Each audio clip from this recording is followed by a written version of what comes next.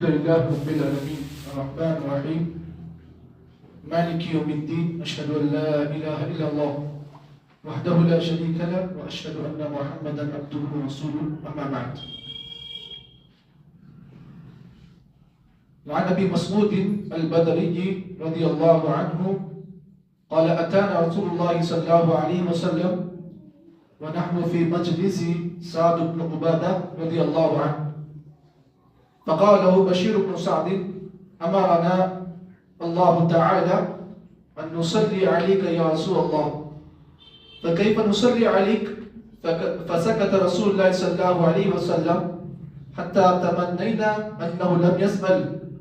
ثم قال رسول الله صلى الله عليه وسلم قولوا اللهم صل على محمد وعلى آل محمد كما صليت على إبراهيم وعلى آل إبراهيم إنك حميد مجيد اللهم بارك على محمد وعلى آل محمد كما باركت على إبراهيم إنك حميد مجيد والسلام كما قد علمتم رواه مسلم. امام مسلم رحمہ اللہ نے اس حدیث کو روایت کیا کتاب الصلاۃ کے اندر. راوی حدیث ابو مسعود رضی اللہ تعالی عنہ ہے. ابو مسعود عبداللہ بن مسعود رضی اللہ عنہ، ان کا لقب ابو مسعود ہے، پورا نام عبداللہ بن مسعود ہے. گزشتہ درس میں آپ کے سامنے یہ بات بیان کی گئی کہ اللہ کے نبی صلی اللہ علیہ وسلم پر درود کے جو مسنون الفاظ ہیں وہ مختلف الفاظ کے ساتھ حدیثوں میں وارد ہیں، اور یہ بات بھی بیان کی گئی کہ درود میں سب سے افضل درود کے جو الفاظ ہیں وہ درود ابراہیمی ہیں جو ہم اور آپ عام طور پر پڑھا کرتے ہیں. لیکن ان کے علاوہ بعض درود کے الفاظ محدثین نے اپنی اپنی کتابوں میں روایت کیے ہیں الگ الگ الفاظ کے ساتھ. تو گزشتہ درس میں یہ بات بیان کی گئی کہ 8 ایسے الفاظ ہیں درود کے جو سب کے سب جائز ہیں اور صحیح سندوں کے ساتھ صحیح حدیثوں کے ساتھ محدثین نے اس کو اپنی کتابوں میں بیان کیا ہے. سب سے پہلی جو روایت میں نے آج کے درس میں آپ کے سامنے بیان کی ہے، یہ حدیث کہاں پر ہے؟ صحیح مسلم کے اندر ہے، جہاں پر نماز کا چیپٹر ہے وہاں پر امام مسلم نے اس حدیث کو بیان کیا ہے. راوی حدیث عبداللہ بن مسعود رضی اللہ عنہ ہے. دیکھیے یہ درود کے الفاظ میں مسنون الفاظ میں سے یہ پہلے الفاظ ہیں جو اس حدیث میں بیان کیے جا رہے ہیں. عبداللہ بن مسعود کہتے ہیں اتانا رسول اللہ صلی اللہ علیہ وسلم، ہم ایک مرتبہ اللہ کے نبی کے پاس آئے.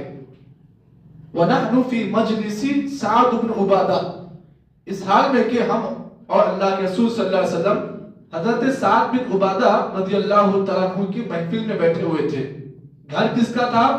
سعد بن عبادہ کا تھا، اور اللہ کے رسول کے ساتھ ہم لوگ سب ایک مجلس میں بیٹھے ہوئے تھے.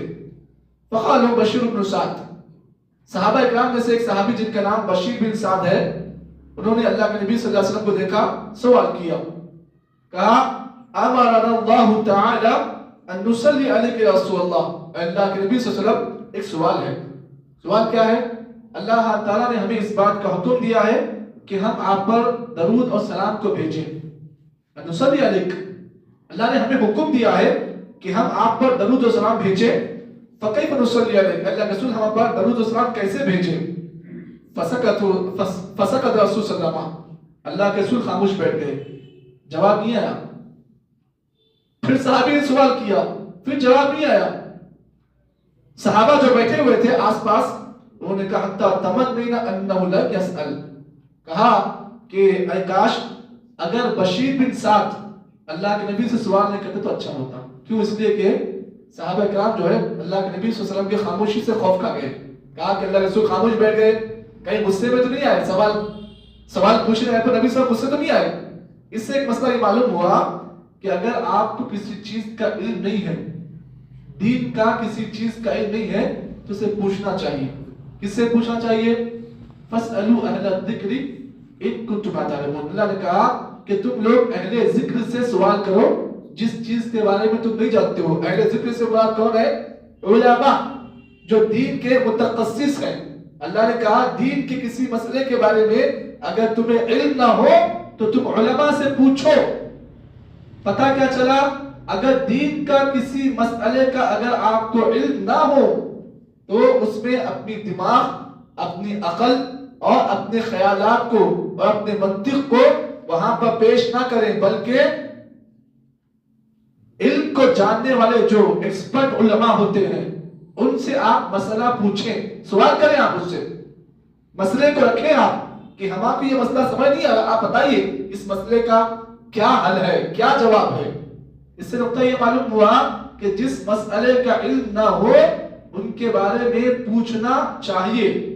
اگر آپ نہیں پوچھیں گے تو صحیح مسئلہ معلوم کرنے کے بجائے آپ غلط مسئلہ معلوم کر کے آپ اس پر عمل کرنا شروع کر دیں گے تو گنہگار بن جائیں گے۔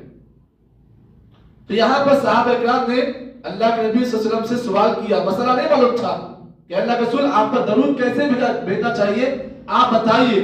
نبی اکرم صلی اللہ علیہ وسلم خاموش بیٹھ گئے، حتی تمنینا انہ لم یسأل۔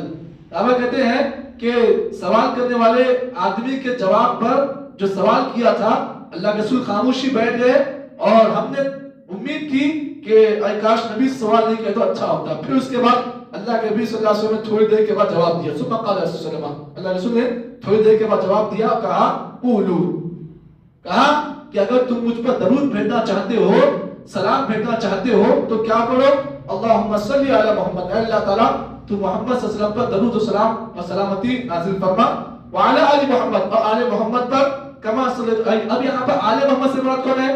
آل محمد سے مراد دو لوگ، دو قسم کے لوگ ہیں، ایک کون؟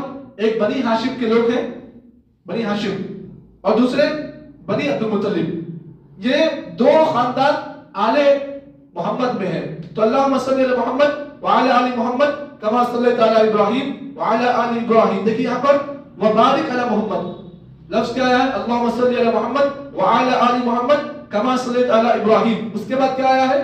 وبارک علی محمد وعلی آل محمد کما بارکت علی ابراہیم انک حمید مجید۔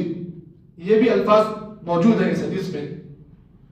آپ درود ابراہیم میں کیا پڑھتے ہیں؟ اللہم بارک علی محمد پڑھتے ہیں نا، لیکن یہاں پر کیا الفاظ ذرے الگ آئے ہیں۔ وہاں پر اللہم بارک علی محمد آیا ہے، یہاں پر کیا آیا ہے؟ اللہم صلی علی محمد وعلی آل محمد کما صلیت علی ابراہیم وبارک علی محمد۔ تو یہ بھی الفاظ حدیثوں میں وارد ہیں۔ تو یہ پہلا صیغہ درود کے مسنون جو درود کے الفاظ ہیں اس میں سے یہ پہلا صیغہ ہے۔ اس کے بعد دوسری حدیث جو درود کے دوسرے جو مسنون الفاظ ہیں وہ ایک اور حدیث کے ذریعے سے میں آپ کے سامنے پیش کروں گا، یہ دوسرے نمبر کے ہیں۔ اور اس حدیث کے راوی کون ہے؟ ابو حمید ساعدی رضی اللہ تعالیٰ عنہ ہے، اور اس حدیث کو امام بخاری اور مسلم نے اپنی صحیح میں روایت کیا۔ ابو حمید ساعدی کہتے ہیں قالوا یا رسول اللہ، ایک مرتبہ اللہ کے نبی سے پوچھا گیا کیف نصلی علیک، اللہ کے رسول ہم آپ پر درود اور سلام کیسے بھیجیں؟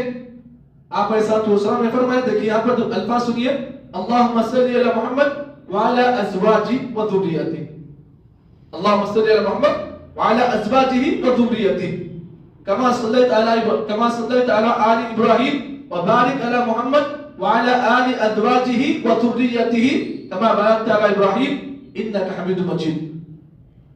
اگر کوئی آدمی ان الفاظ کے ساتھ بھی اگر نبی صلی اللہ علیہ وسلم پر درود بھیجتا ہے تو یہ کیا ہے؟ جائز ہے۔ تو آج کے اس درس میں آپ کے سامنے نبی اکرم صلی اللہ علیہ وسلم پر درود جو بھیجنے کے جو الفاظ ہیں ان میں سے دو قسم کے درود کے الفاظ آپ کے سامنے پیش کیے گئے ہیں۔ بقیہ کتنے بچے اور بقیہ جو ہے 6 بچے، انشاءاللہ آگے کے دروس میں آپ کے سامنے اس کی وضاحت کی جائے گی، اور حدیث کی سند اور حدیث کا متن اور حدیث کی تخریج، یعنی حدیث کہاں کی ہے اور کس نے روایت کیا، یہ تمام چیزیں آپ کے سامنے بیان کی جائے گی۔ دعا کریں کہ اللہ تعالیٰ ہمیں اور آپ کو اللہ کے رسول کو بتائے گئے تمام طریقوں کے مطابق صحیح معنی میں عمل پیرا ہونے کی توفیق عطا فرمائے۔ سبحان اللہ بحمدہ، سبحانک اللہم وبحمدک، نشہد ان لا الہ الا انت، نستغفرک ونتوب الیک۔